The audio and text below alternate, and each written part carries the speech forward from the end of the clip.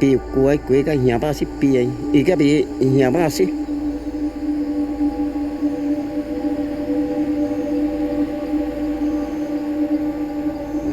nhà chơi cái ấy cái ý cả bài ý qua cái cuối ý pi nhà ba xí pi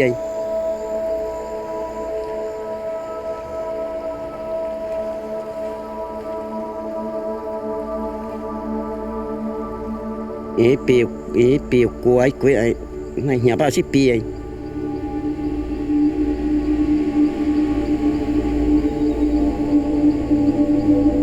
ý piu cuối cuối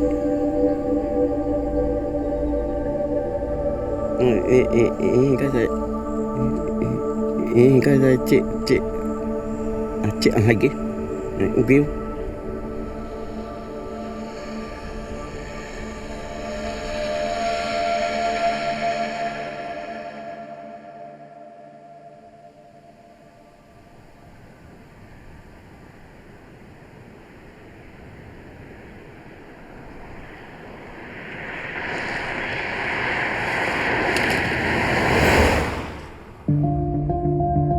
What is our relationship with the natural world? And how has this changed over time? What is the effect of the way that we see ourselves in relation to the world around us? In a decade of making documentaries for the BBC, I've been lucky enough to share some moments with peoples the world over. To briefly taste their way of life, partake in their rituals, and witness that beneath our colourful differences, we are all alike.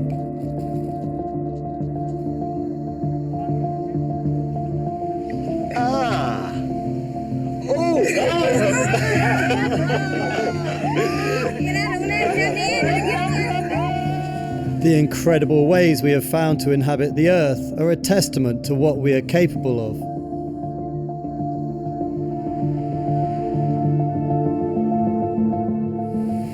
But as our impact on the planet intensifies, many are beginning to wonder if we need to find a different way of relating to each other and the natural world.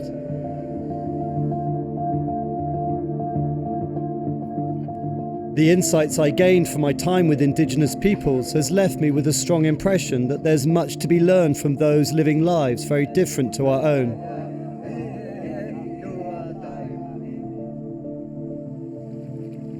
One group, the Penan people of Borneo, seem to have a relationship with each other and their environment which struck me as unique. Remarkably, of all the tribal peoples I've lived with, the Penan were the only ones whose way of life was uninfluenced by the dawn of agriculture, settlement, and the domestication of plants and animals for food. One of the last hunter-gatherer groups on the planet still living a nomadic existence, flowing with the rhythms of nature. Hunters, foragers, and nomads of the forest. But like tribal peoples everywhere, their way of life is changing rapidly. And I hear that these nomadic people are beginning for the first time ever to settle. When I heard this, I knew the time to revisit them was now. But getting there won't be easy, for the Malaysian government is supporting the companies ravaging their lands, and film crews are not welcome. So I'm going to need to cross the border silently. We just went in the car, then I will go out and make signal to him. Then once he responds, then I'll tell you. Oh. And the border's just there? Ini tuang kata, sundak tuang kata.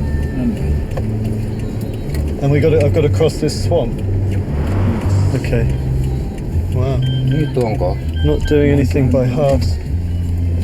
Betul. Oh, there they are. There's a torch. Just di sana. Wait, hold on. You hold on.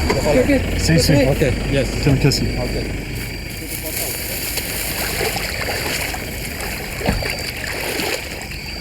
Wow.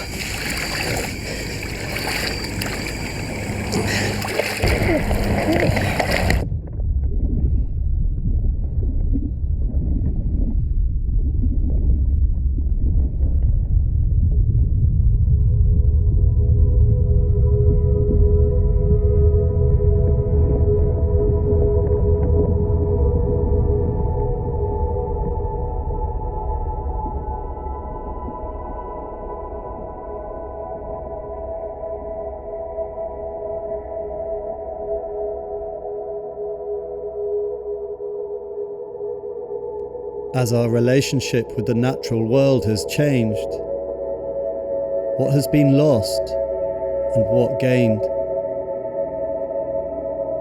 What can be learned from peoples living lives very different to our own? And is it even possible to integrate the wisdom of small, intimate societies into our vast, complex civilizations? The Panan have a word that describes their feeling for the forest. It's a word that doesn't easily translate. A relationship that's hard to describe. They call it Tawai.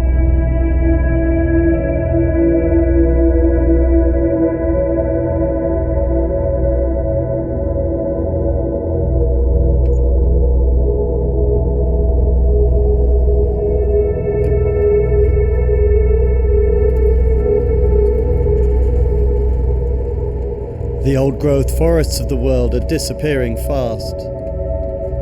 Forests considered by many to be essential to the health of the planet. These trees will enter the timber trade stamped sustainable. And soon enough this whole area will join the endless plantations producing palm oil for the chocolate bars, fast foods and shampoos of the world. Indigenous reserves are amongst the last places where such forests still stand, protected by the tribal peoples who live there.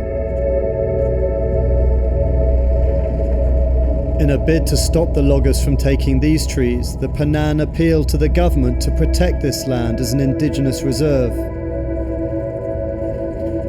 But Malaysian law will only consider claims that show physical proof of the land having been used. And despite having lived here for thousands of years, the Panan's impact is so light that they're struggling to prove that they've ever been here at all, and can therefore claim no official right to protect this, their ancestral home. And so the original inhabitants of this place, the Panan, together with the forest, face an uncertain future.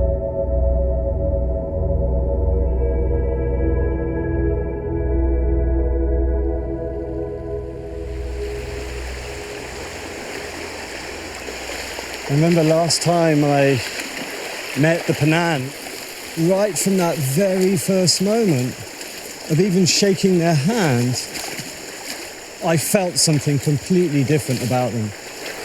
And that feeling got greater and greater the longer I was there. And I couldn't figure out what it was. Everything about how they live in the forest is really different to any other group that I'd been with before. They carried everything that they owned on their backs, and every 2 or 3 days they would make a little platform and sleep in it. They were nomadic.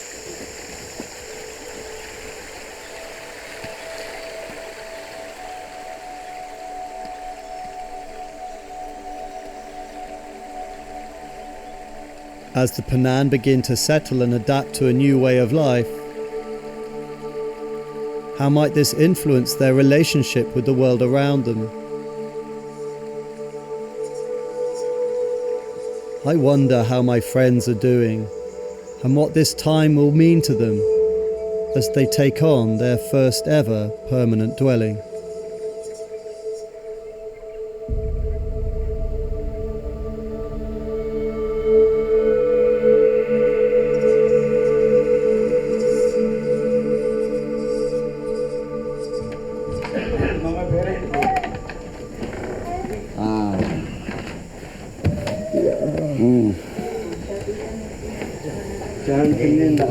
Dian bodoh. Yeah. Dian. Yeah. Dian besat Dian. Inu hak be ame pun. Kau tu ame tu. Kenan uban laming baeng tu pun kau. Itam kon babui kon buat Cina sahur. Nah kenan ira seradu kejam ke kau. Sebab ino manu kenan uban ino lah. Mau ya, tapi kata modal masadap dah bulu tu. Kenan alu baraan ulu Edian. Oh, Dian. Edian tadi Dian ni. Oh, be. Satu saat. Be ulu kulo saat. Nah, pun paham pane aku temu pun.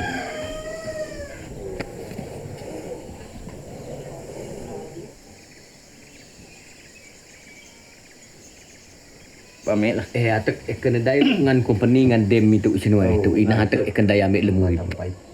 Batang pai. Memang ina kena dai ambil lem murid memang ina lem pengusaha memang ina. Uban mek medai ina uban mek bek jam tenem bek jam omok pekao bek jam metak lena ina pemedai ambil penting pemedai ambil lem murid ambil uban bek pun gin sahau baru huni itu ni mek jam pun nak mek medai. Tapi asal mahu jadi lu pun siapa dia metuai anak ke uban ni pade uban ni ahong kekat irah itu bebe ina barat dian kini ngan lah pun abeng ina nak pelamin me pun tu pun be lamin itu pun itu bari tengenaan aminat lamin itu tapi kenin me penyeruh me urip me ngan tanak ketuan hame be pun akan median seruh bari itu tak jak pun itu ni nemare lebih nemare mano law itu dak pun jak dok ko memori pun itu ni tapi nera lebih jin itu kepeh dak pun itu ni mek matai lah. These longhouses, built for them by a foreign charity, sit at the edge of their ancestral lands. The loggers have been through once before, taking all the biggest trees, and without a miracle, are set to return.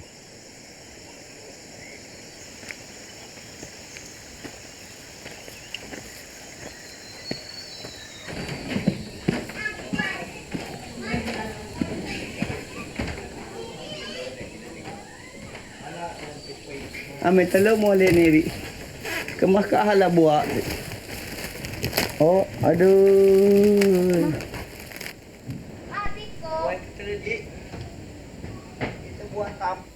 Doi.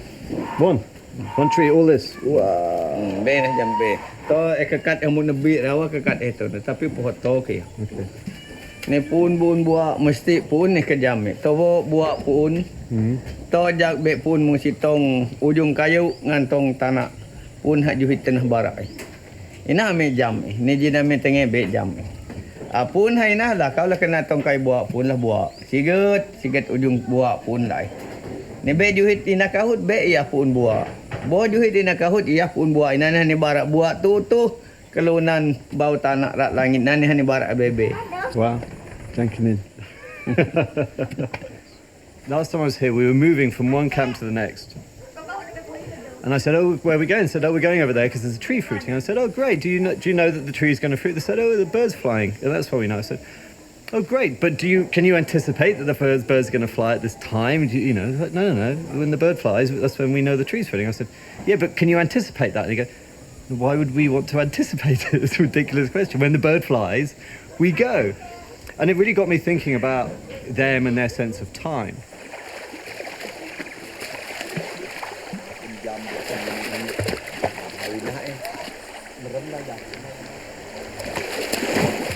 Lem tong tanah tu. Ina la me moko meneng hai na. Asan ne hak ngin pun dua ina. Tetap ena bola me jam merem. Ina le jam me penan hak ngin ina. Tapi punusan si ngeliket kayu nari ina ngaran ngin. Ngin ane. Aina tetap hak teka merem tetap pun hak ngin na. Be pun hak.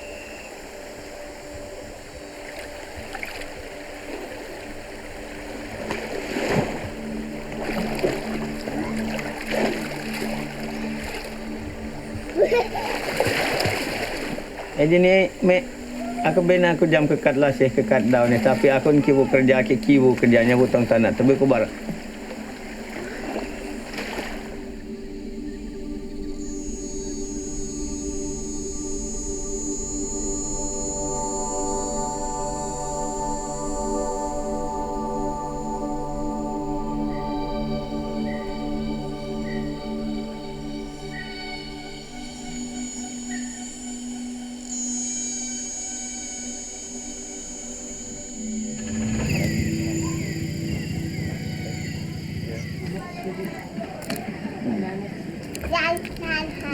Meh.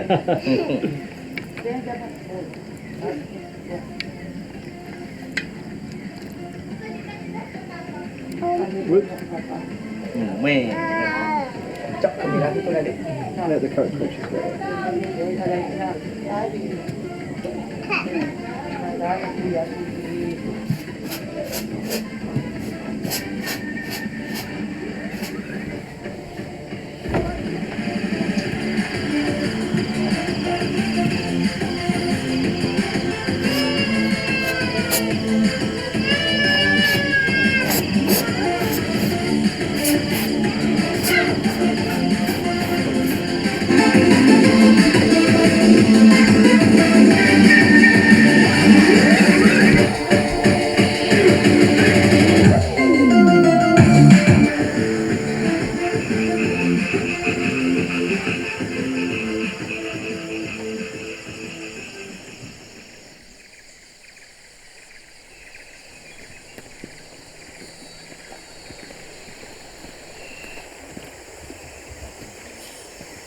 Itu balak, itu duyan, itu kawin, itu sum, inah balak.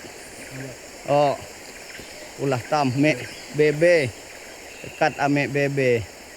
Kelong-long ame ni, jakak ni pun buah wam, ame bebe kon, ame bebe pun ni. Be pun retek anah jah usah be kan, anah ame telong-long. Ni be tu lah hidak uban ni rika tu lah, be lah. Nasa kat kayu ini nasa buah lain. Hina mana jadi belah. Kau be mana itulah belah punya mau potong tanah final lah. Pun kurang kekat lah. Hina lujuk pabing kepeh. Yeah, it's a very different sensation being here with Oral, who I've only ever known trekking around in the moment, hunting whenever he felt like. When he's hungry, he hunted. When he's thirsty, they went to the river. And now there's this, which is a totally different way. Ni ya buat nah kisru tong lama ni kenan ni. Sini pohon jin tulin ni pai. Pahawe tong ni kenan kejau. Na perlu rasa lu kinuk kenin lah ulu be jam. Hurenya ho itulah. Ulu pe pro lemi tu. Kalau be sekali manuk be perlu jam.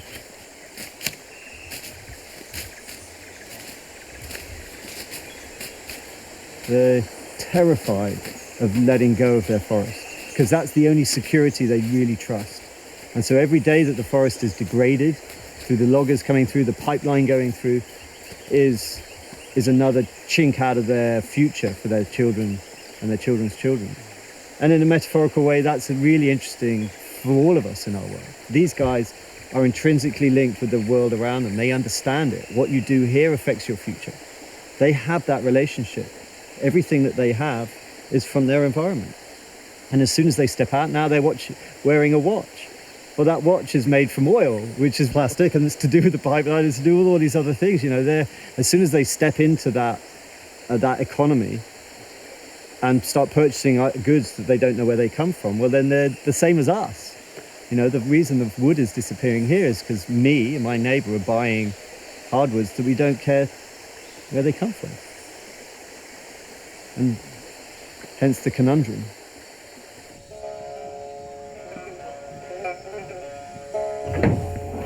Kalau putih lah jaga lah kita ludak.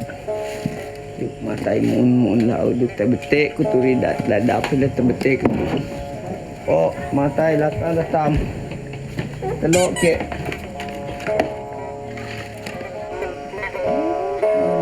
Ame.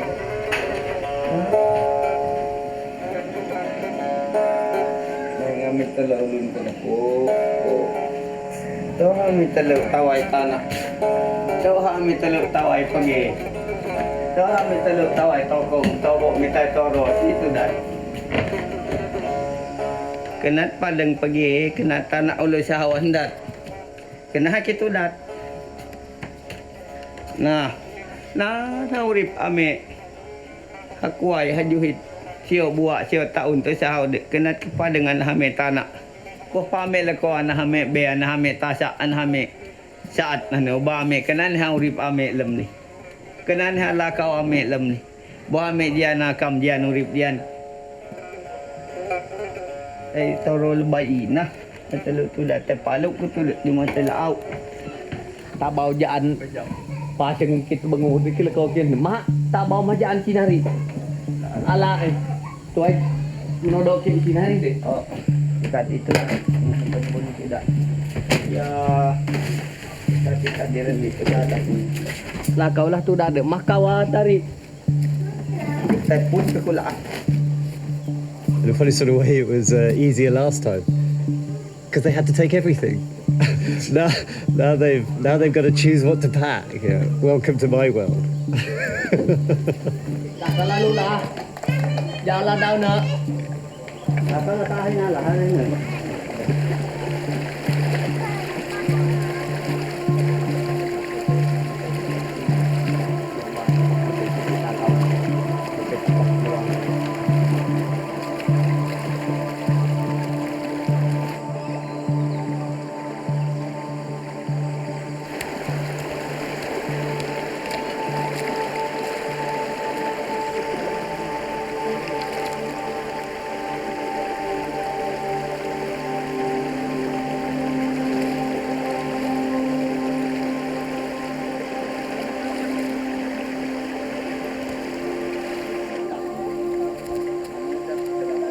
Kayak tong tanah aku jam.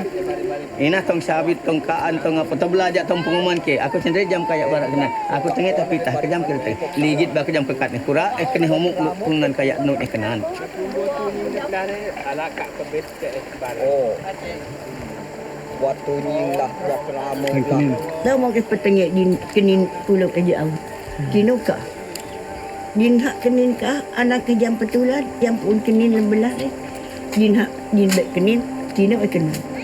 Ame din hak kenin memang mau tebara anak itu mau petulan. Mau dia kenin mau dia kenin. Adang ni raka. Adang aku mendai-dai boh aku muka sigat daun sigat tahu sigat aku ambil menyun. Aku nyoho ambil mai mano adet enak mesti petulat pah awe ayam anak vampir mesti aku duk nyoho kena dai ni mentan. Jalan tuai kai. Jalan itu jaket.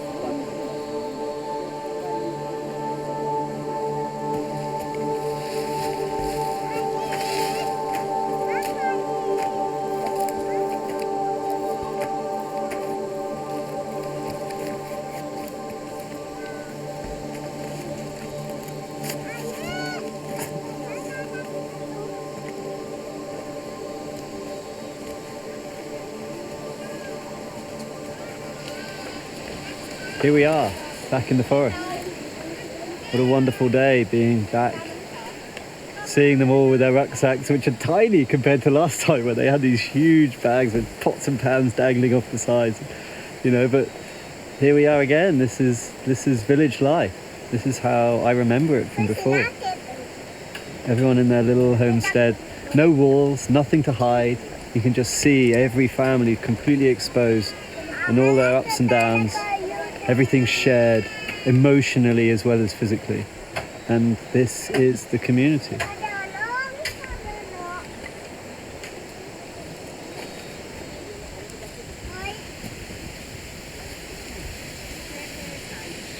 Just, they seem to have less inner turmoil somehow.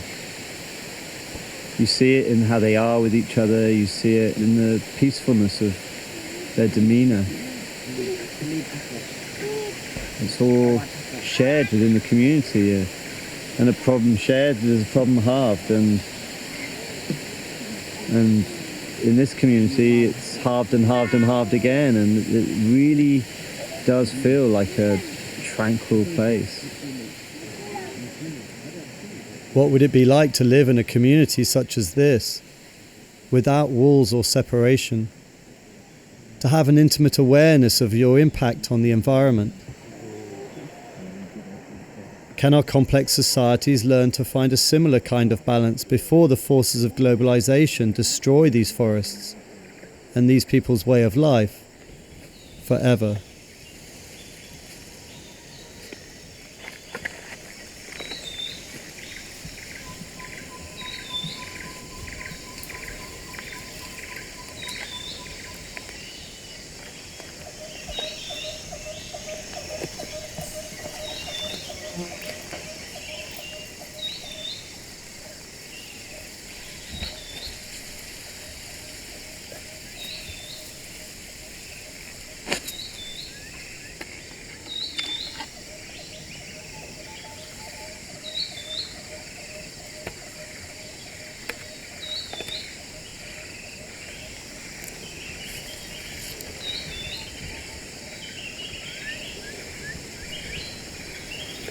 just watching around his senses. He's like electric, walking around, looking and listening to everything that's going on. And me, I'm just kind of trying my hardest to do the same. But mostly I'm drifting off in my mind to what day we're going back, or what's happening this afternoon, other hunts that I've been on, or comparisons, and whatever, anything other than just being here. As much as I try.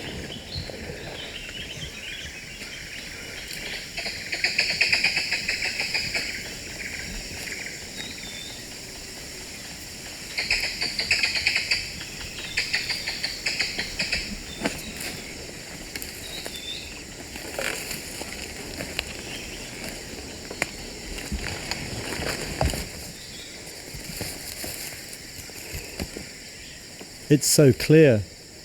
As a nomadic hunter-gatherer, if you don't maintain concentration in the immediate moment and attune your senses to your surroundings, you just won't survive. And it was so different when Arau and I were planting fruit trees together.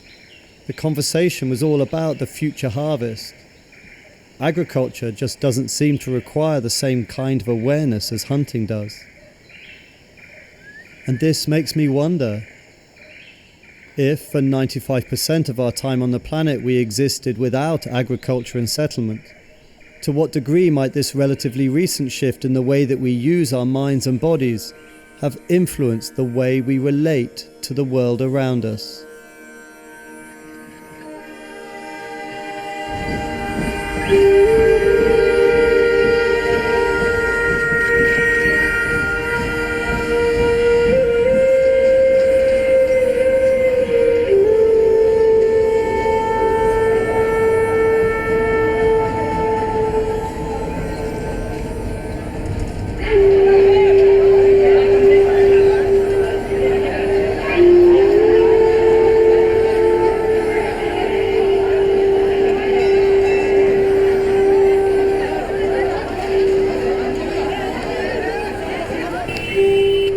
If I was to try and be aware of everything going on in a busy place like this, I think I'd go crazy. It's natural for me to tune things out and ignore them so that I can get on with my life. How surprising then that in a place such as this, some masters of concentration can be found. My hope is that in the coming days I can learn how to use my mind in a different way, and through this perhaps understand more about how the Panan relate to each other and their environment. आपके साथ हैं, ऐसी कोई बात नहीं, जुदा नहीं है, आपके साथ हैं, हमारी मन कामना तुम्हारे साथ है।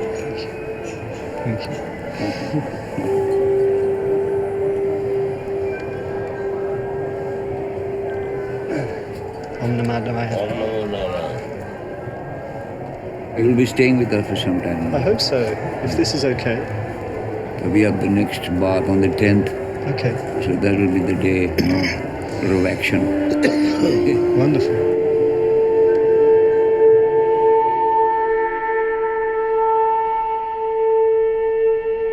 This festival, known as the Kumbh Mela, is predicted to be the largest gathering of humans in all of recorded history.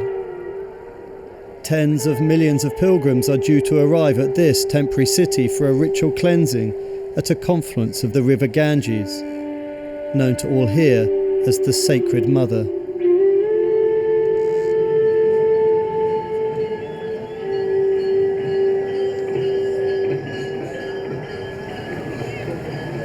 These Hindu ascetics or sadhus live lives of devotion and service, having renounced all worldly and materialistic pursuits to follow a more simple way of life. They will be my teachers in the coming days as we all wait in anticipation for the bathing day. Guruji wants to know how we're feeling sitting here with us. This space that you've created here with Jagadishji is very peaceful. Yeah, very peaceful. Yeah. Mind centering, like, no unwanted thoughts. You just sit in calm, no distractions. And why is it that you want to find this state of being? Because that's where the truth lies, like, when there's no thoughts. Because when you're thinking your thoughts there, then you're not there, no. You're being disturbed. You're not there. When your voice in your head is talking, Yeah. you're not... That's why they say that you have to clear the mind, no mind. Yes. No thoughts. That's difficult. It's being aware of your body and awareness, and that turning into consciousness of what's happening in yourself. And when you say awareness, you're talking about awareness Sure, the of... whole thing, even the body, the mind, it all goes together, no? Yes.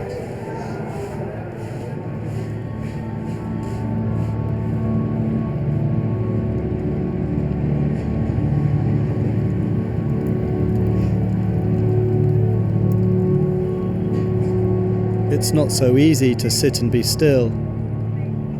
And by trying to do so, I realize how out of control the chatter of my mind has become. My endless thoughts of other times and places take me away from my body and senses, and my ability to feel the subtle forces inside me and all around.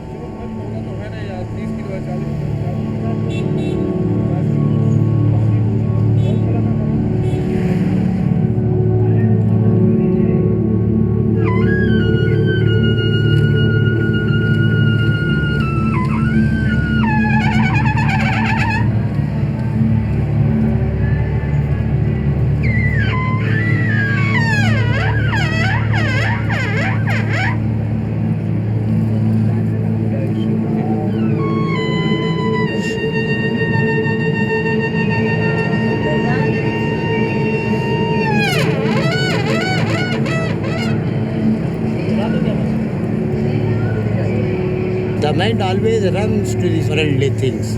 It is very hard to catch it. It is very difficult. Telling is very easy. Giving the speech is very easy. But it is very difficult to concentrate your mind.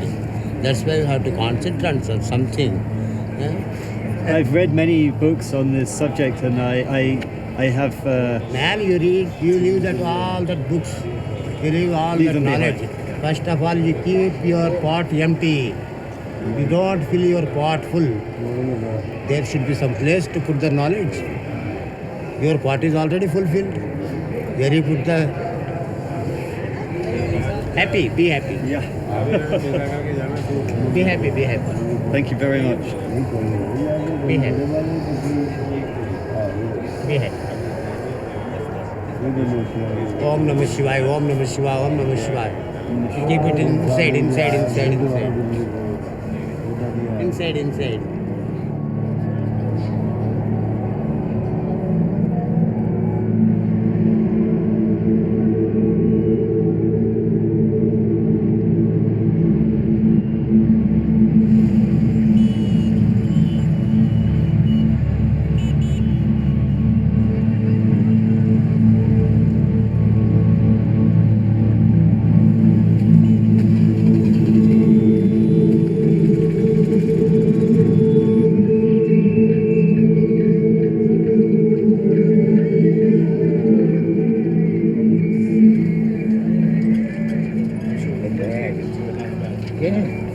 Amazing.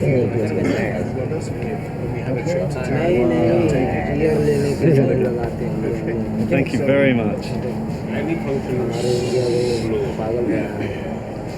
Very nice. Yeah, man. We are truth seekers. Truth is one. It's an undercurrent everywhere. Right? So we are always on that path.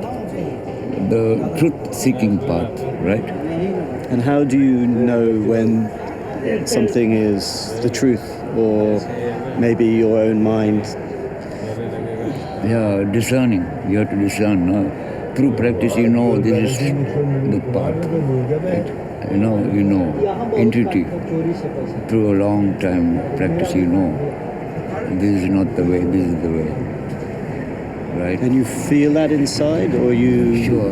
Where does? Have to know. Do you know it from your mind, or how? Where does it? Where does that sensation come from? Of knowing. I think it's the heart.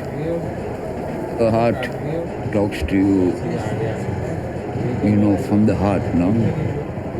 The truth, not the mind. No?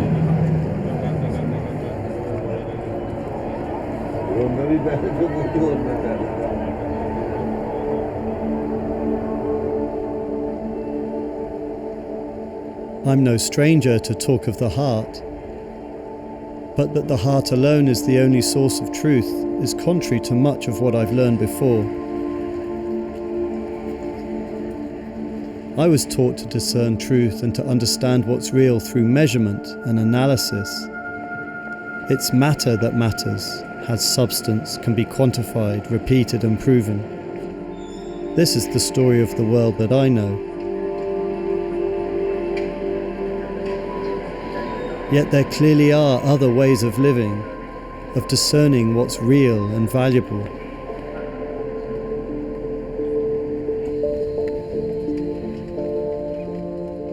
How might these different ways of experiencing the world influence the way we relate to each other and everything around us? I've heard of someone, an academic and scientist, who might offer some fresh insights to these thoughts, and perhaps a new way to understand the mind. Dr. Ian McGilchrist's work, based on years of clinical research, is about the two sides of the brain, our different hemispheres.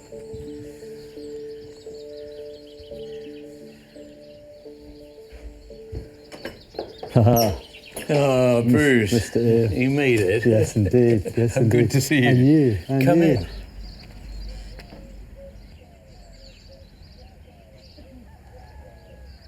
A lot of the human neuroscientists had stopped looking at differences between the hemispheres as a bad job, because the popular culture was filled with management courses about, you know, how to increase your right brain function, and there was even a Volvo ad, the car for your right brain. You know, that did it. You know, no serious neuroscientist was going to look at it after that. And also they realized that all the generalizations that had been made, you know, that one had language and reason, the other had emotions, this is completely wrong. They both subserve both. Across the board, there isn't a single thing that we do that both hemispheres aren't involved with. So it seemed like a dead duck. But if only they had asked a slightly different question, not what does each hemisphere do, but how does it do it, you would find a completely different pattern. So does that mean that fundamentally they are actually working in a different way? Is that what's happening? What they seem to be doing is subserving two different kinds of attention. And after all, attention is what we build the world out of. I think one broad generalization one might make is that the left hemisphere processes serially, whereas the right hemisphere tends to parallel process.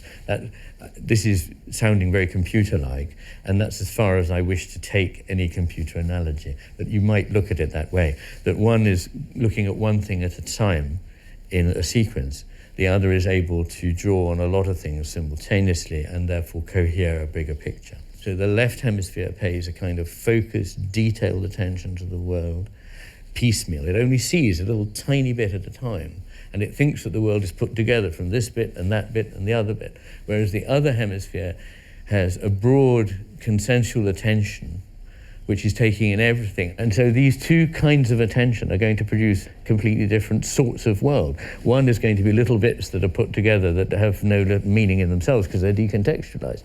The other is going to be seeing things as connected and as part of a whole picture. And only in the context of that whole picture can you understand those parts. So those are two completely different kinds of world.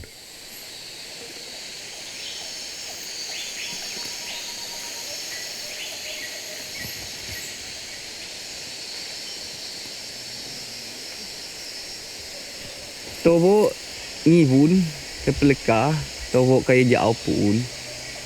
Towo tanak pun. Towo buat pun. Be aku kari murid towo tanak pun. Bari jah tinan ke PT kusi gedau rai. Kaan pun lem tanak nah hun ke pitai. Ina jalan ke murid na manuku omong nawai mengerti omong payok tekep lem. Pun jalan bari tong sawit ngan bari tong jalan lurina. Bagi aku tu jah merempah ke lem sawit nah matai laku. Pata murid Tawai tu bebe. Ubajin jin cuket me be pun me Tawai tanak nah tasak be pun. Ne irada itu ne lamin kekatkaan. Ne be pun kayu tu be pun arah lamin. Pun kayu luar itu nah medok. Tong tanak meh barah juhit ina. Nah haida ni mau beco. Hakko. Nah kahut ya. Kekat hak juhit. Kahut. Ubanji ya kahut nah. Mau beco.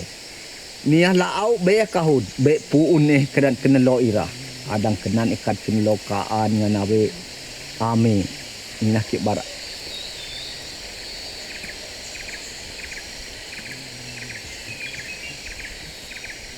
Listening to Jeffrey and Selapan describe their relationship with this forest, their trust of being held as a mother does her child, the feeling of Tawai, and the way that they naturally include the needs of birds and animals alongside their own. This seems very different to my life back home, where my needs and wants are so often pursued with little awareness for the needs of the natural world.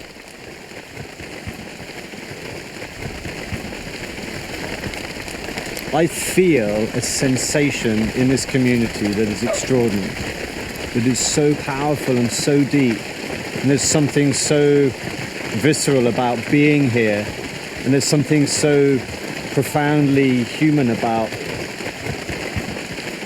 being in this space with these people that cuts inside me in a way that I just can't describe.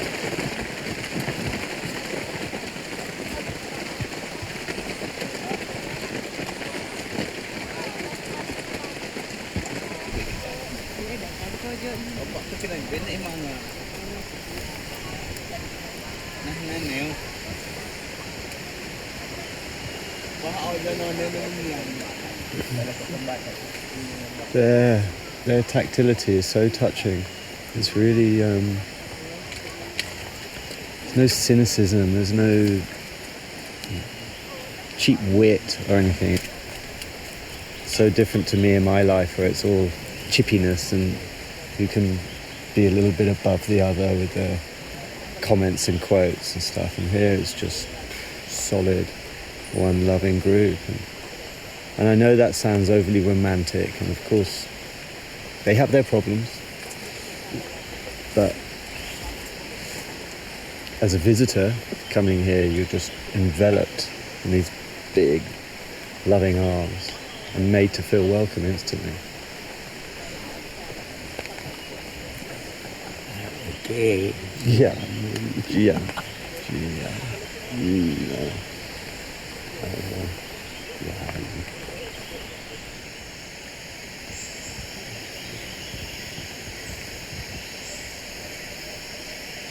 Your consciousness is synthesized out of two takes on the world.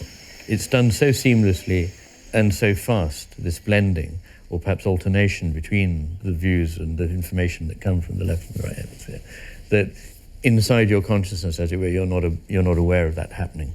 But over time, one of those takes is going to tend to win out. And there are a number of reasons why.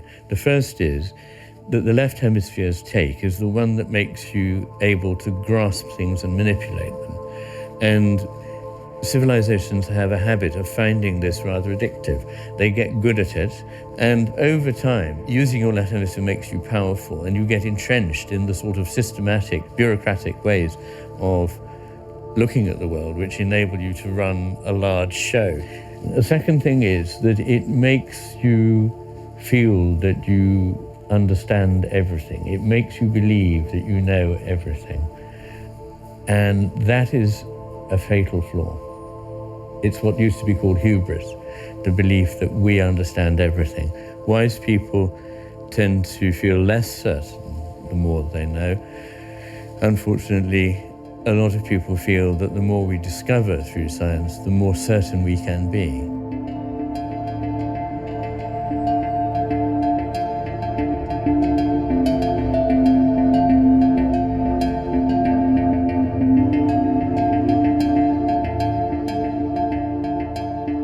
There's little doubt that I live in a society that considers itself to be above and apart from nature. And everything that I see and experience around me only serves to reinforce this view. I wonder how much this separation stems from the time when we began to domesticate the natural world and use it for our own designs. When we began, perhaps, to think and feel in a very different way.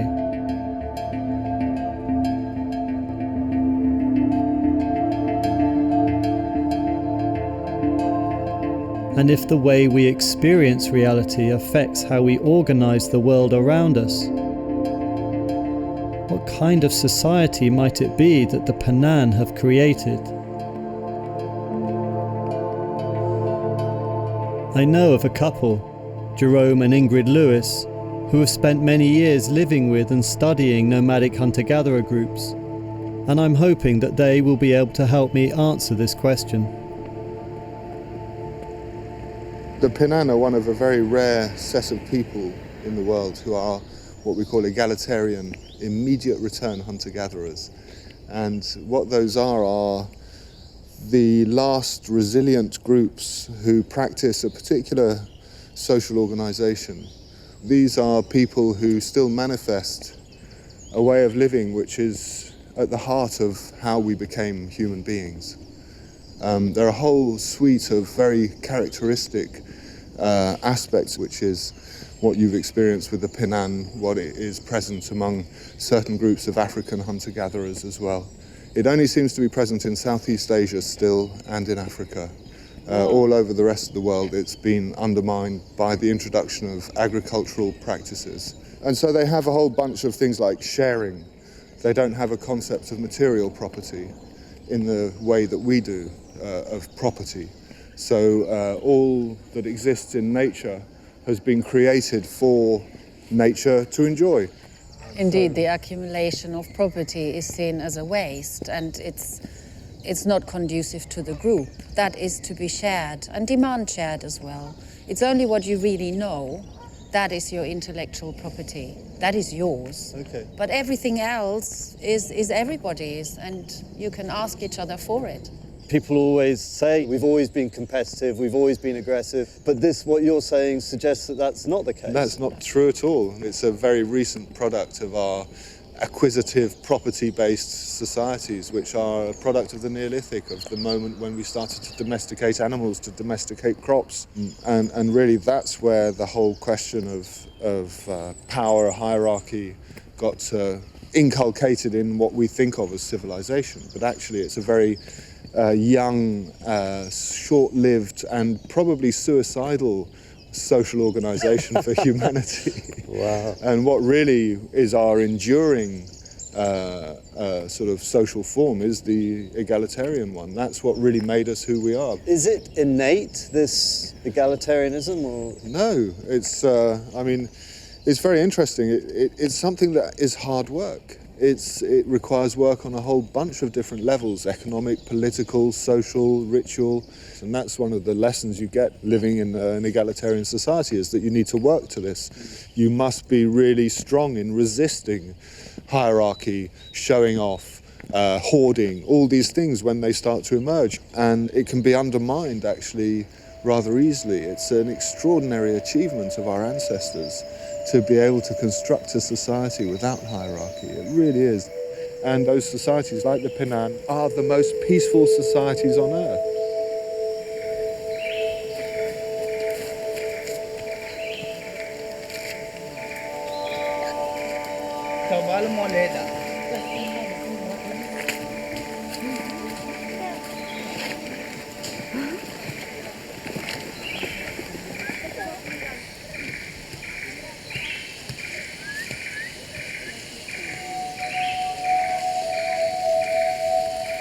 Yeah. That's beautiful. Did you see that?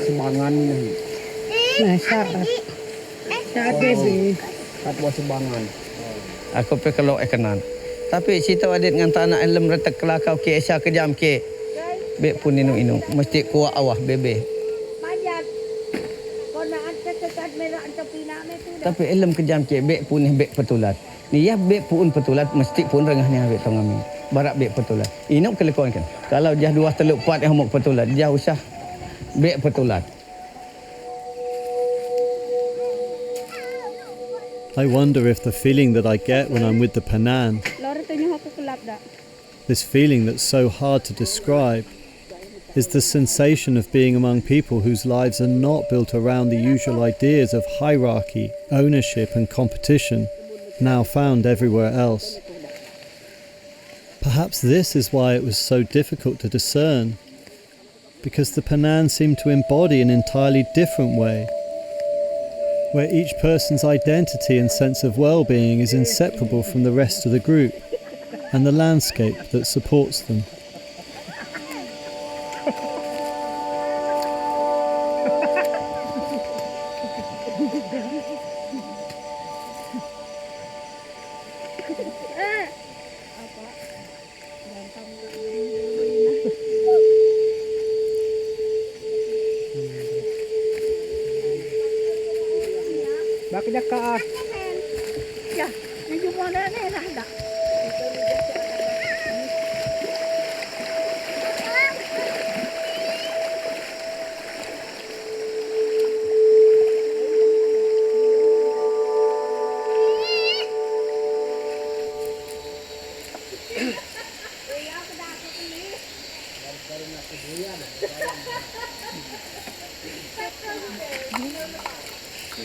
This is so stunning.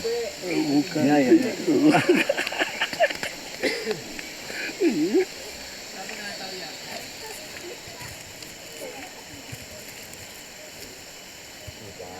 Okay, belah temu. Lebih bagikan ke tepi. Pernah hamil. Dengan makan tu.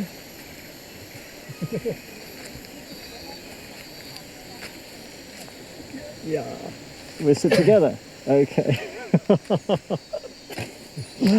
Yeah. Perfect. Oh. Wow. Yeah. Yang kini. It's economically viable for them to share because they can't store, and that's a very rational explanation for why it's in their interest to share. But there's something beyond that as well, I think, is that because they're sharing, the interrelationships of the community are still very real. Whereas when we use cash, it's the transaction ends. It doesn't matter who the guy is that I buy the stuff from. There's no relationship there. The cash is so finite, and the relationship ends. Whereas here, there's always the relationship is never quite tied up, and so Aral wants to go hunting again because he feels it's his turn, and everyone wants to. The interrelationships are continuous, and everyone feels a need to be a part of that, and it just keeps everyone together. People want to be sharing. They want to. This is like a continuous bubble of I don't know, desire to keep the others happy, to keep the others nourished, to keep the others fed, and the joy that comes from that. It's like giving is loving. It's a pleasing sensation. And the whole economics is totally different.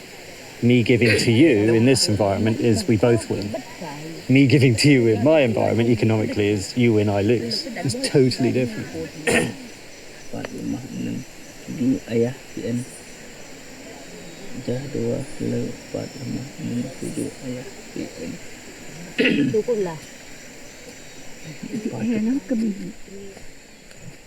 people say, what would a right hemisphere dominated society look like? And the answer to that is very balanced, because, as I say, the right hemisphere understands the need for the left. It wants balance. So one of the differences, it wants balance. The left hemisphere is more interested in control and competition rather than in cooperation. And interestingly, the parts of the brain that help us cooperate socially, make us a social animal, they're largely underwritten by the right frontal expansion. But the trouble is that the left hemisphere doesn't seem to be aware of the need for the right hemisphere. It thinks, I know everything, I don't need to report back. But there is evidence that the way the brain works best is by the whole picture being grasped, then by bits that are of interest being focused on and dealt with in a way that is very important and helpful by the left hemisphere. Things are unpacked, the implicit is made explicit, things are systematized more, which is wonderful. It's necessary. And then that information in turn needs to be reintegrated into the whole. Now that's the bit of this process that we're missing. It's like I toss you the ball, you're supposed to toss it back to me, but in fact you run away and play with it. And this seems to be where we are now, that we've forgotten about reintegrating clever information we can get into an overall wisdom. Instead, we think it's got all the answers in itself, which it hasn't. Yes. You see, when we're using our brains at their best, we're not just taking in information passively. We're feeling our way out into the world in order to understand it, whether it's another human being or the natural world at large. The brain is an intrinsically empathic organ. That's where true understanding comes from. It comes from empathy. All of this universe belongs to God. It is a reflection of the God. Each and every creature in this world is God.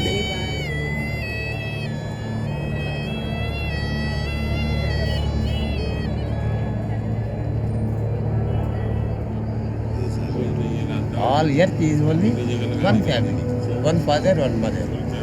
That's all.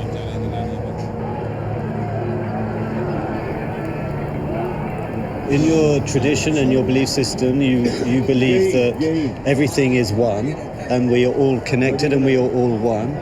But at the same time, physically, it seems that we are separate. How do you describe this unity and separation at the same time? It seems so confusing to the Western Here mind. is the sun. Yes. You put some pots here and put some water in the pots. Yes. You can see the same sun in all pots. Sun is one, but you are seeing so many suns in the pots, like that. Sun is one. It is reflecting. It is reflecting. Understand you? Yes. How do you think this information will be of benefit to people, for example, in my world who don't see the world in the same way? Is it? Yeah, they don't see in the same way because they're not looking for the truth or the source and what we are looking for. No? Well, in a way, people in my world are looking for a truth, but they take things apart to try and find the kind of the building there is blocks. some truth there too. Yes. But the real truth, about yourself, it's not material things that you make, the break, make again. It's all play, like toys really. No? In science, we still have no answer for consciousness. It's so difficult to ascertain, and so it's almost like swept under the carpet. Whereas here, it's all of your considerations are about that side of the world, and that's why sweeping under the carpet, as you said. That's where the stuff is. You have to remove them out and now concentrate on them. What is there? What is there?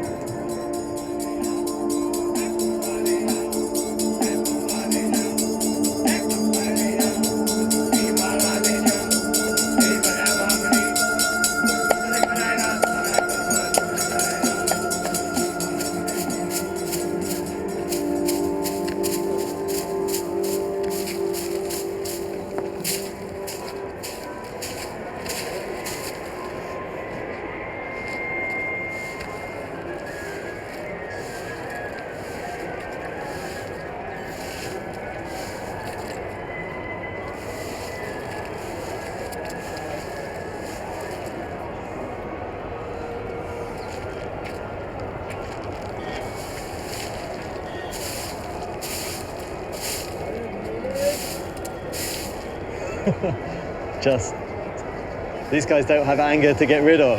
I've still got loads I want to like swipe away and like, you know, thrash the world. But for them, it's like, no. Why kick up dust? We're all going to breathe it. Let's just... It's harder though. I quite like doing that, but it just goes to show what's inside me. These guys, it's more, let's just take it easy.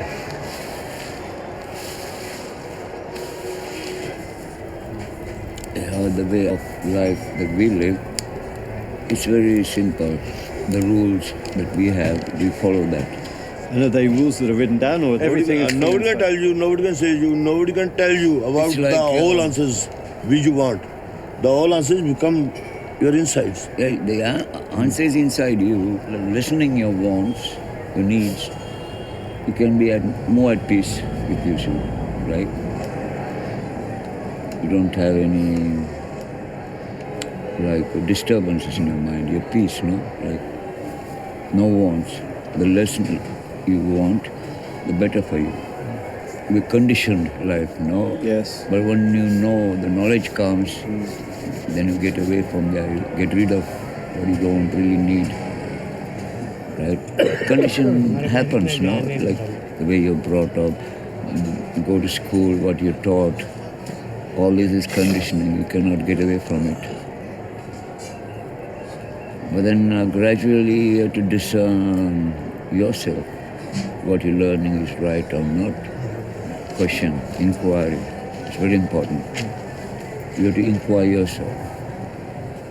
So the screens, we have to lift off the screens, the foggy area, and then look through. Then you see the real thing. But over there is just one mono, no? One pure energy. What do you call that pure energy? Well, that's the thing. That's the light. That's the base, the bottom layer. What we believe. That's even in animals, everywhere. That's in trees and plants. In trees, plants, they have their own kind of wisdom and knowledge too. Yes. Trees.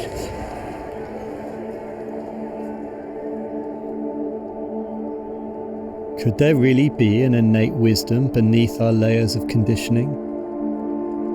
An energy that goes beyond the material, there to be found if we look inside and question all that we've been taught. And the idea that this wisdom might also live in animals, trees and plants reminds me of the animistic beliefs of some indigenous peoples, where all is alive, animated and interconnected.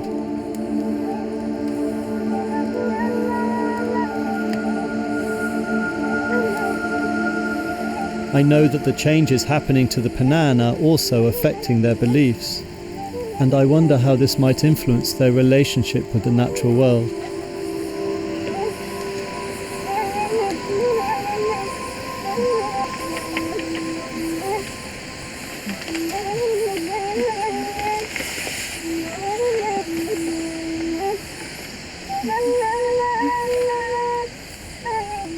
Olo pakai aman na, olo pakai balik na. Diyan dia bari hakiri, diyan dia. Tapi tonggak ni na. Olo alap urip aring muri maring kepe. Maring panakai lu kekat chauri pegak bebe. Nah, urip lu maring kai belau lu pakai na. Ala maring kepe hulu. Nah be dian hukum pakai. Kalau kepakai nada kau lakau le aman kino apa ya. Obo kau kalutan paisida ala dah kayu peda poi kalutan sida bela kau bo ketai boleh kau boleh ketai jahda bo kau tai cip nah idah gaya di saat nah hudi tu suka kau lah udah hak baik kau peduli ialah ka pia ha me pia poi dah lah pedakai nah tong lu lakau bela lu barak pemihak yang cita pemihak cita pemtulin kayu pelohodaan cita bela peduli lah kau dulu bela putawan bela pudido tau pematai bari hakori tau pematai na belo jam barak tau ceruga belo jam barak sepahawa ira gebala barak Bora bara to chiruga lu bolo buri pare. Ah, kena dah kena lu lah. Bela lu jam ni. Cukup lah kepala ni apa? Mana kepala mana lah. Dan tong kekat hak kekatan di penuh coklat. Mana tengdak. Pating kebit dia. Oh jahi dah orang. Sahuri boh pina uban hidup ngaran. Kat pina ayo lepas sahuri bela pakai. Pare. Oh.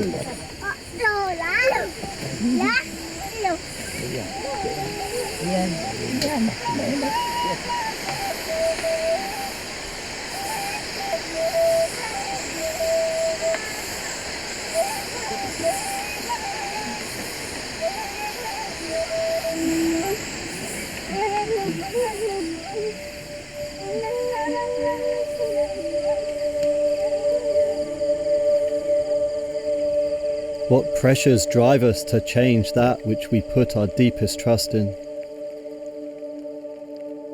What must we let go of and leave behind in order to fit with new circumstances? The more powerful narrative.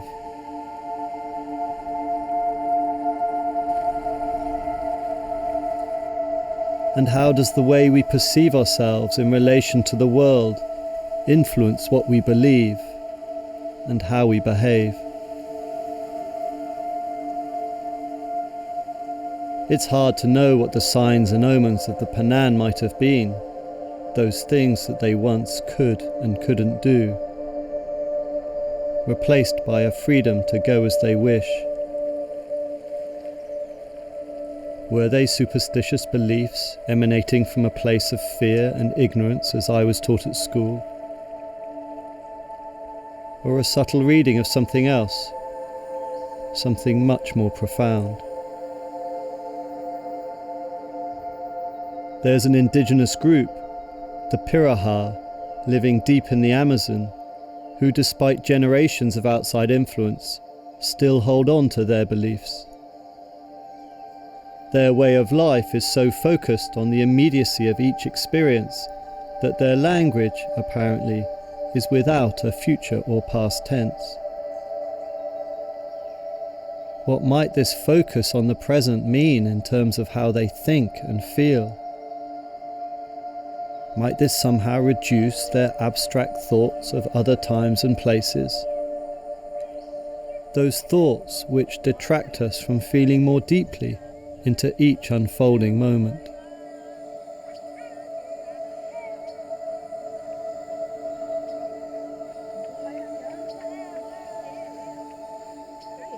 It is said that many of the Piraha commune with spirits that guide them.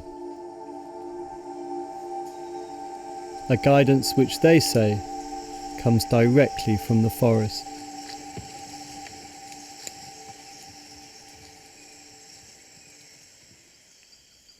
Cậu ấy vừa, ok, ok.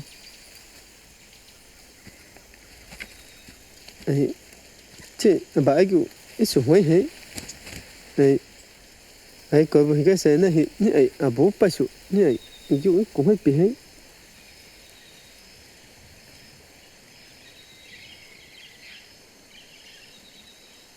Tù hoa.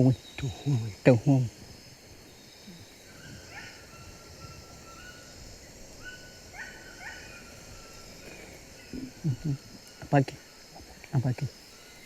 Ai, apa ke? Saya apa ke?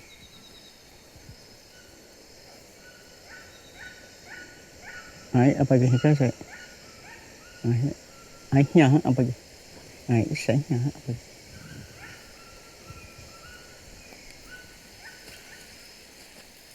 Ai pace apa? Ai cek cái cek cái pihai. Cek kosa ka so kawai buke ai nya hoa hai ai ko buke ka sai ai che ka sai igai cek koche ha ka pe ai ukeu ai kapio kai sa hai ai nai qua bai pise ka ma bi ha ba bi ha ka kapio ai kawai buke nhà hoài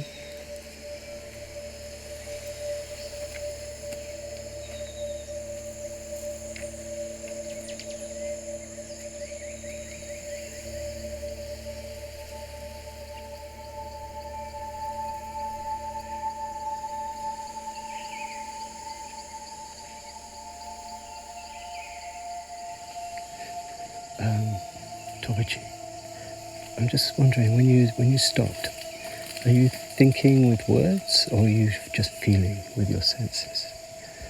ai coi bữa nhà hoài yêu si ai yêu si pai pie ai pai pie nhà hoa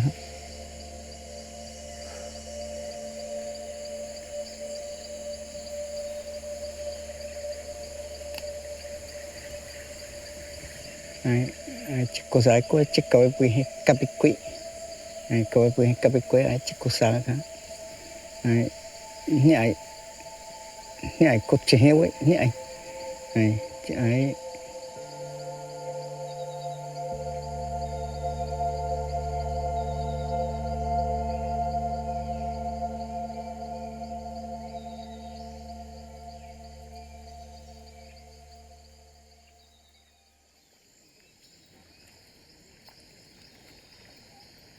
Is this guidance that the Piraha follow similar to the innate wisdom that the sadhus talk of? An intuitive wisdom that sits beneath our conditioned layers, found when we are present to the subtleties of the immediate moment.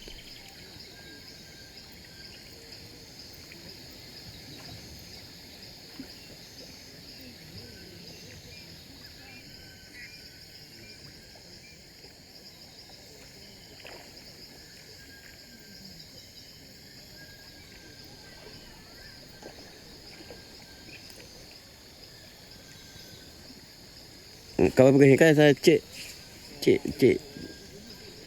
si umai saya cik si babui saya cepat wipi ai si babupai ayah các nguy cá hiu có bisa hai si babupai kalau begini kan ayah kalau begini ya kan si babu nó ayah cái sĩ bảo với cái chụp bao bị cong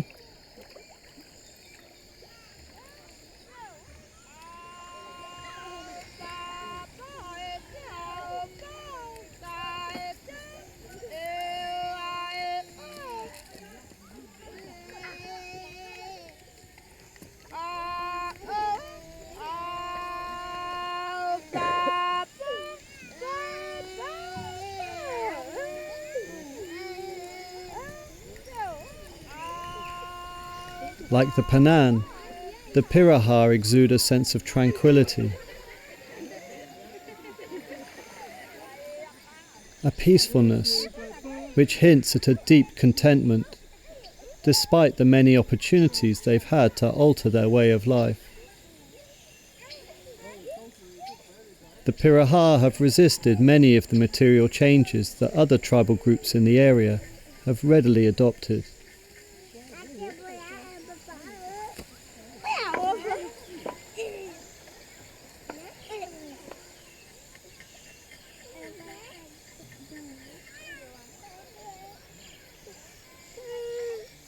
However, as with the Panan, the forces of the outside world are increasingly putting pressure on the natural resources that they rely on. And so in recent years, the Piraha have also turned to agriculture.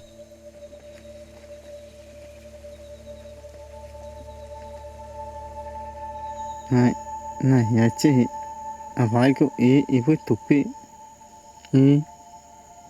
ok, ai, nhà chị, phải có ý với tụi bị, ok, này, ok, nhà chị, phải có này, ý với tụi bị, ý với tụi bị, ok, ai, với bà bị, nhà chị, ý với tụi bị, ok, này, với bà bị. Này.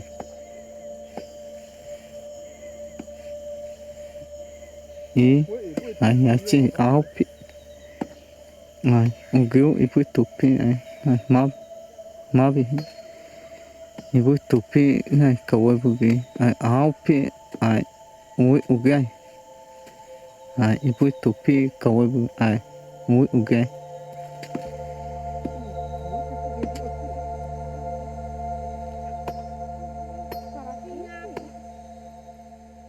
Hóa hay sao ha chích cô bằng huy say cả hiểu cá áo cây sao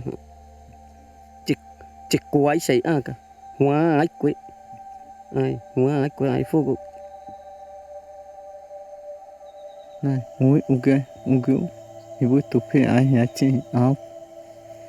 Em.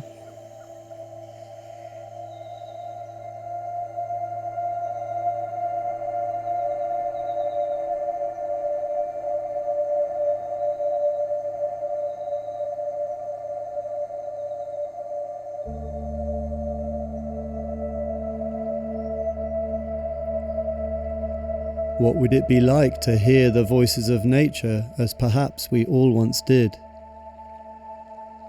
Would we reflect differently on how we behave? And what can we do to face the challenges and distractions that come between us and our inner guidance?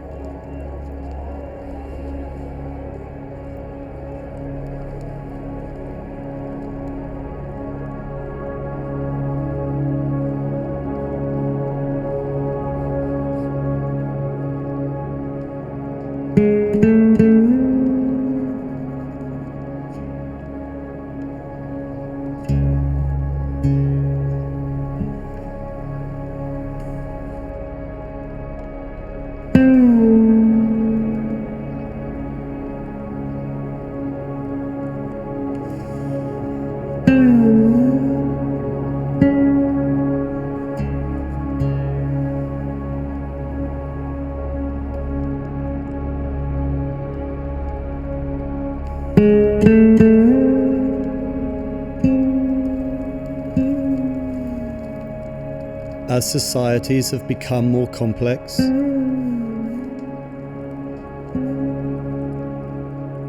as we have separated ourselves from the natural world and turned our attention away from the here and now towards more abstract times and places,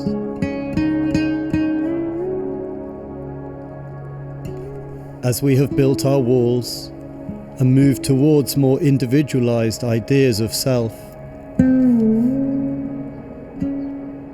might techniques such as meditation have been devised to rebalance the body and the mind, allowing a reconnection with the wisdom all around.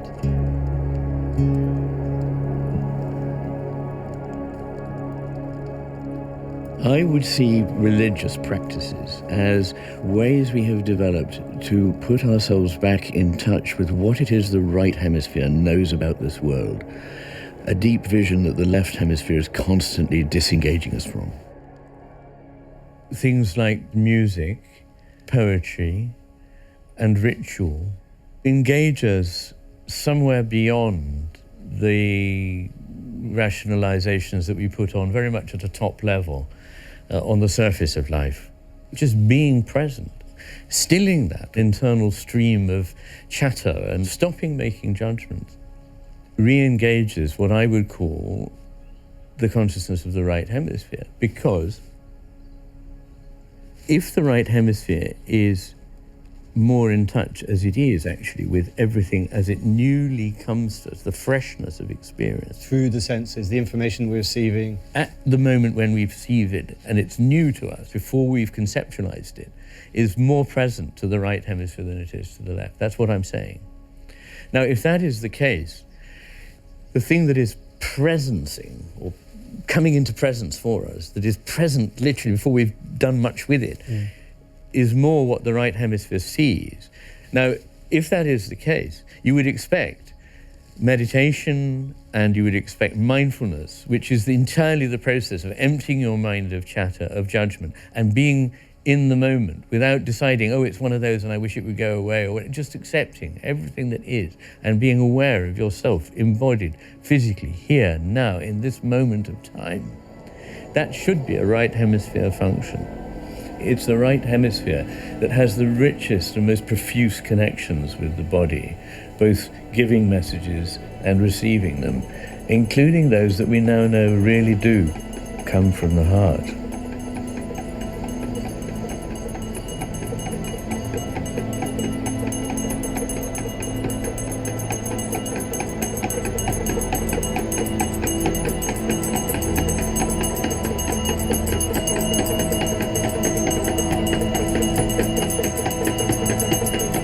After many days of meditating, the time has come for us all to join the procession to the ritual bathing in the Mother Ganges.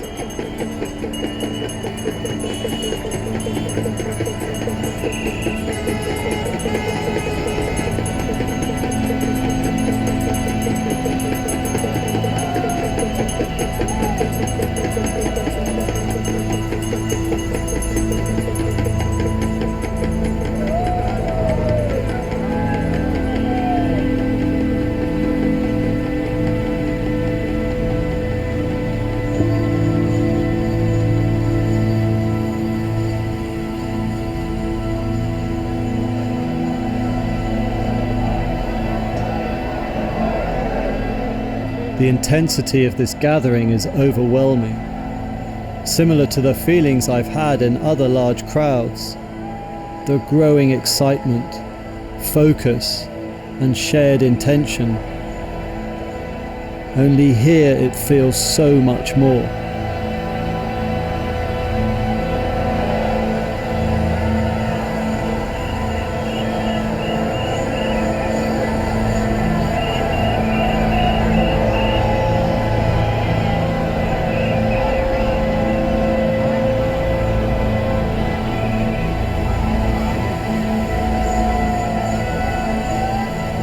When I went out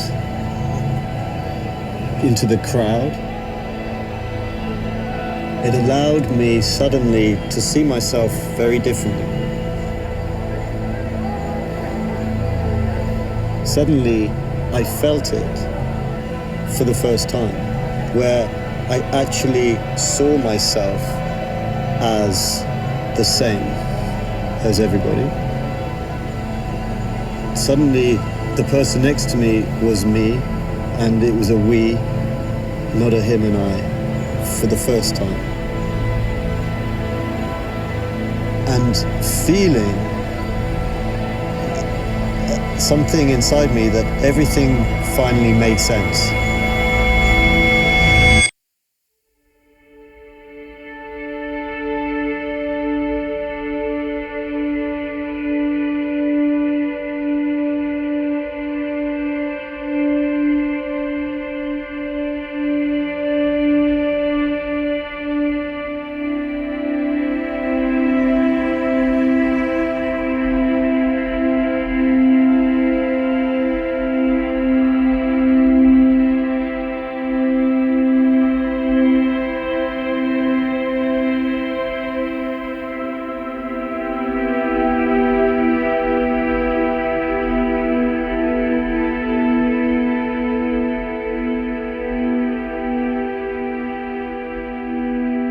I felt calm and loving and immense empathy for everything that was going on, because it was me and it was me and it was me and it was me.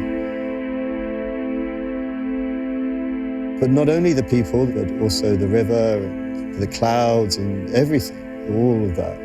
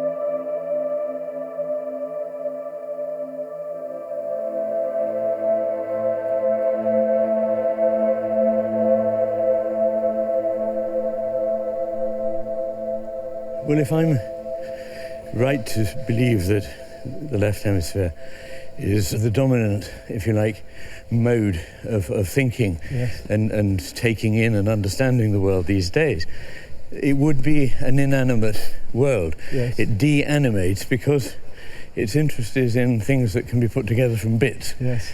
I mean, there's an obvious sense in which it's money for old rope to say, obviously rocks are not conscious. You know, the difficult one is coming to the conclusion that they could be, and not being, as far as one can tell, insane. Why would one think that? Well, the earliest way of thinking was that. The first way that I mean, I grew up at school, and when I learnt about animism, we saw that as a backward, stupid way of looking at the world, and perhaps there is something more in it. Well, that would follow a pattern that's happened with many things, where we sort of threw it out and are now beginning surreptitiously to let it back in again, because actually, no, there might be some truth in it.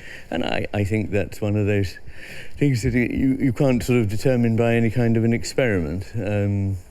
Other than your own. Other than your own. And it's very easy to say, and very obvious point, really, to say, well, of course, it appears conscious because you are conscious and you have feelings about it and you project them on it. I mean, that's the conventional explanation. Of course.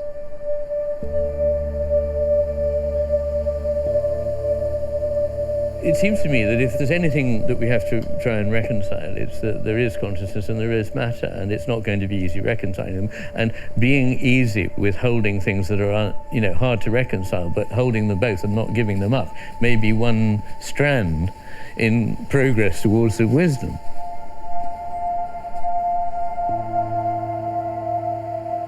People talk about the problem of consciousness. And I say, well, what about the problem of matter? Consciousness is something we all at least have experience of, we're inside of it, and so forth. But what is matter?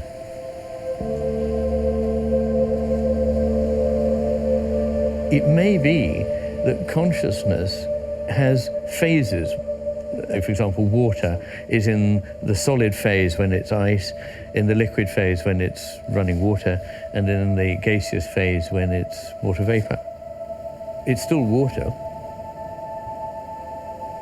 But the idea that the whole universe is a conscious being that we respond to, and it responds to us, may have a deep meaning.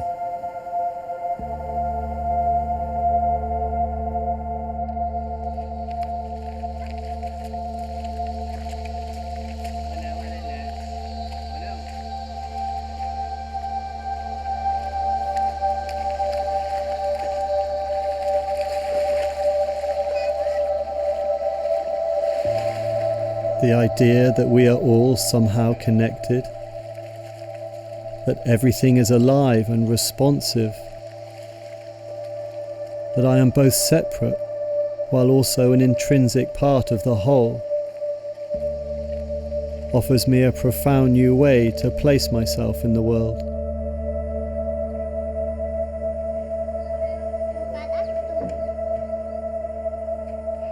A way that allows me to see myself in a much broader context, to re-evaluate where I find meaning in life, and who and what to prioritize.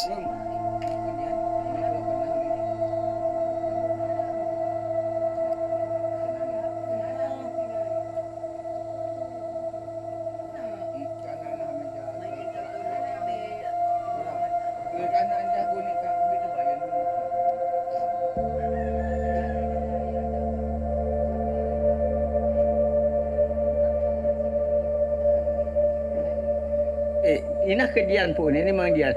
Kena kaya manak kena. Kejam lebih ke adet bari tanah tu ke adet pasien adet kereta ambilun ina aku keluar kena. Mai terah tu aku dengan ayam ke terah stesen ke tu. Cina terah aku baku keluar kena. Tanah tu baik kena. Maolah Tuhan purip kotong tanah itu, boh tanah temu omok nak kaya ayam, nak kaya anak, nak kaya usah, nak kaya kelunan, terah kejam ke. Inah kena lok ke.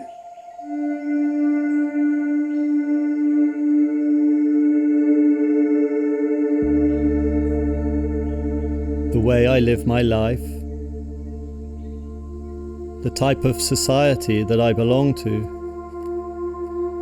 and the way that I choose to perceive the world makes it easy for me to ignore the true impact of my actions.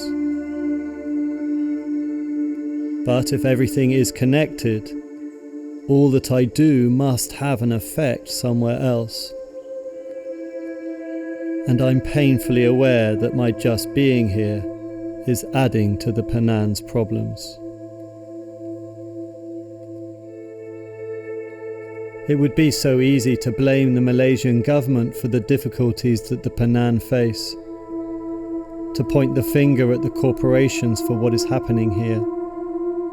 But this would only allow me to continue avoiding my own part in all of this. Macam senang. Tokong tu hak kelabut, hak terbaun, hak nyakit, hak medok, hak kaan. Situ cahau. Palak ni senang, palak ni dian. Awe pipeline tu lah bela pun kelabut, bela pun nyakit, bela pun terbaun, bela pun belengang, bela pun kat kaan kelap nu. Pipeline tu tusah nu ni. Hak piko, hak lipan kekat kerja kelunan tu bela. Bela mek senang. Ngai na pitusah lah kok mek murip lami tu lah. Ba peli tut nu ni. Be urip, be jian, be senang. Aku tu ding. Bejian. Pipeline to Bejian.